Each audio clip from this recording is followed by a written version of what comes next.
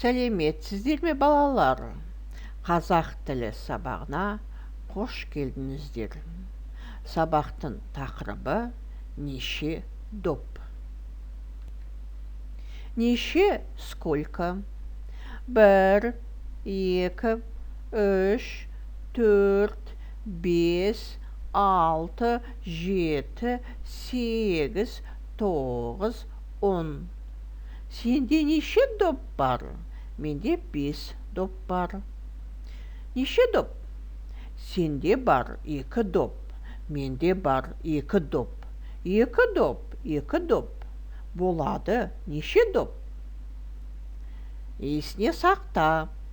Сенде доп бар ма? Иә, бар.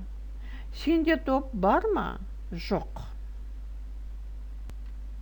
Сәлем. Сәлем. Сенде доп бар ма? Иә, бар. Сенде неше доп бар? Менде 3 доп бар. Маған 1 доп берші. Міне, ал. Рахмет. Балалар, сабақ аяқталды. Сау болыңыздар.